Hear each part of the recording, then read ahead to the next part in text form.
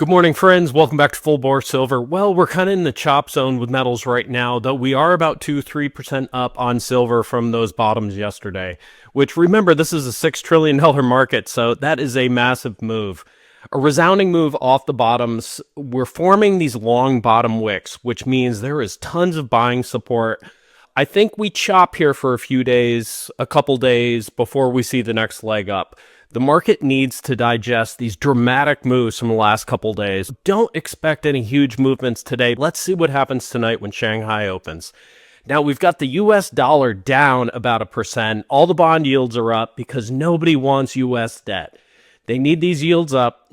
They can't avoid having these yields up because they need people to buy US treasuries and US debt, even though the rest of the world is divesting from US treasuries. Japanese bond yield rates are up. JPY 10 is up almost 2%. 2%.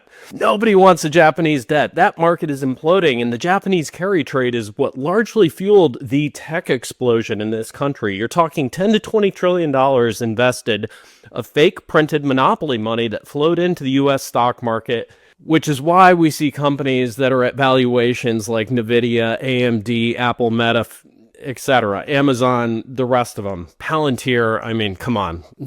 Do not buy these companies here at the tops. There is going to be a readjustment there, which is why we are into the precious metals. Uranium skyrocketing today, 5% up. There is this cyclical rotation into commodities. So if it's not silver one day, it's uranium the next.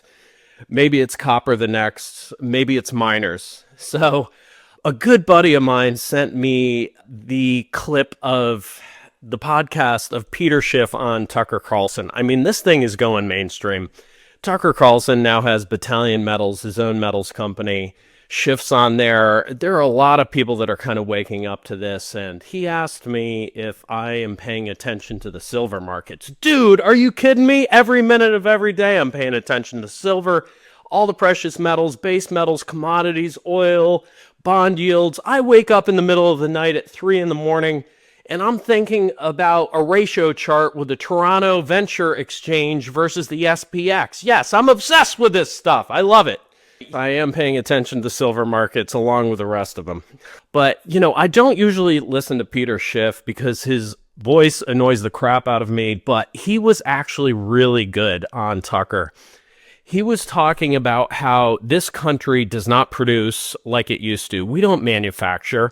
All we manufacture is butts on OnlyFans and fake monopoly dollars. What we do is we export our debt to the rest of the world. We expect them to buy our debt, which depreciates in net present value minute by minute, and now they're wising up to the scheme. He said we have massive entitlement programs, which encourages people not to work, decreases efficiency.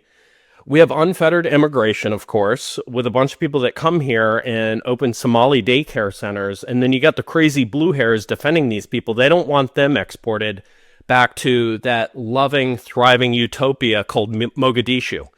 Okay, we're in this perfect storm right now, economically, fiscally, for the longevity of the dollar. But it is great for precious metals, isn't it? Now, Rick Rule was on Adam Taggart. I mean, Rick Rule, I don't agree with everything he says, but he's an old, rich man and knows his strengths. He knows his weaknesses. He says, I'm too fat. I drink too much. But one thing I am great at, and that's investing. He said, I buy at low valuations. I ride it up. I take my profit, and then I look for the next opportunity. He's long oil.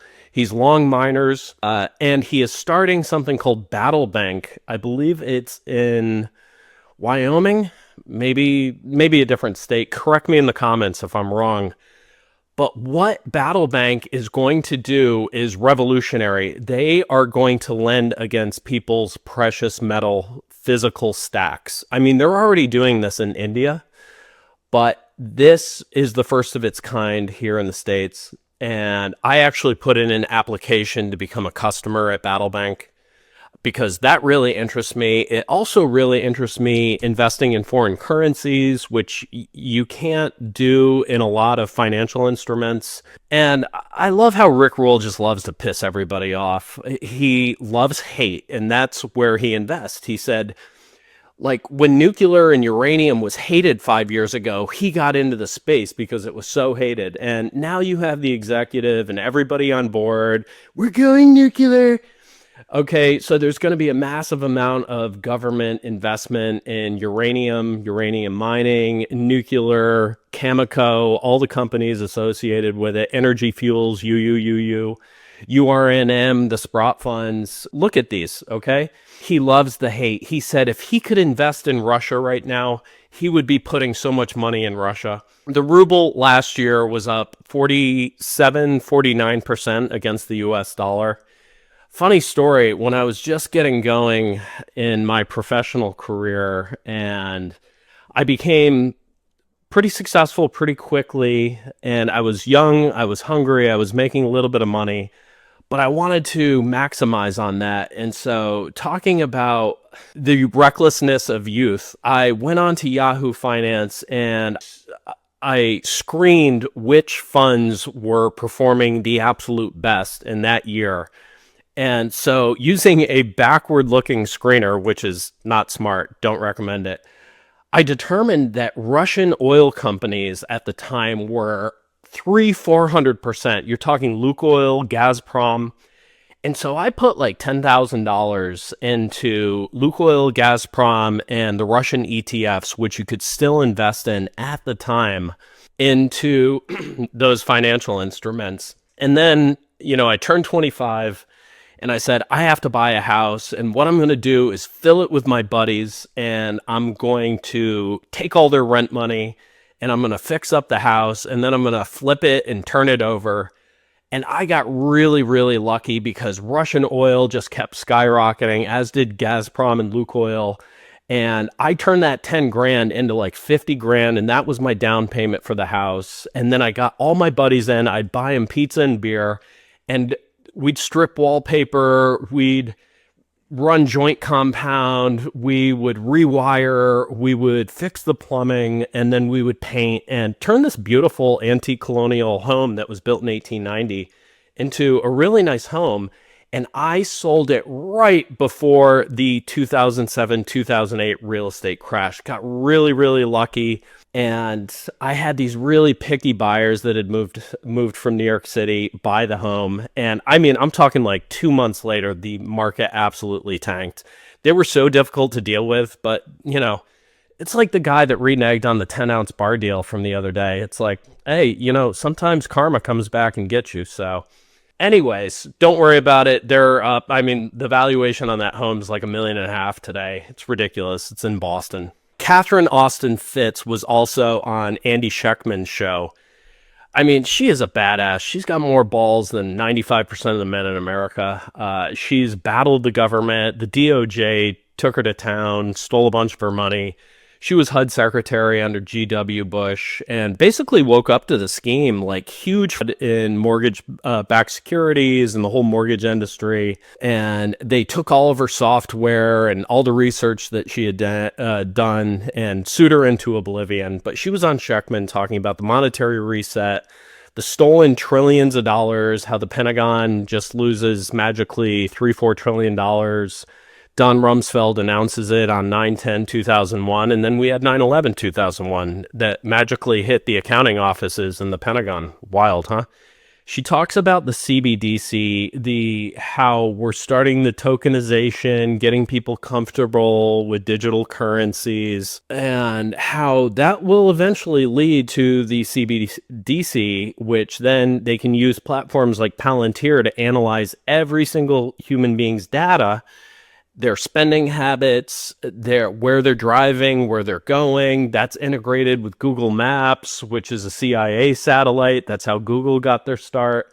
But you've had a lot of younger folks really into the cryptocurrency adoption. Hopefully you didn't invest in Melania coin. I don't know if you've seen the chart of Melania coin. There's a few of these Trump family coins, but it looks like the chart of Lehman Brothers or Bear Stearns after they went bankrupt. I mean, that's how bad this thing is performed. But there was a funny post on X. Chris Martin replied to. I'll show you a picture of.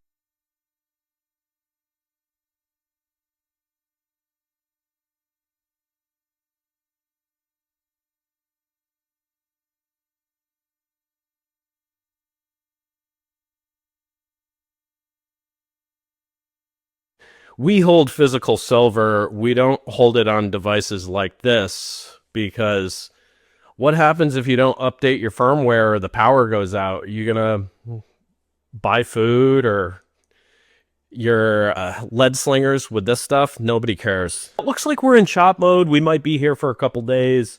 Don't get despondent. Dollar cost average if you're still looking to stack your physical.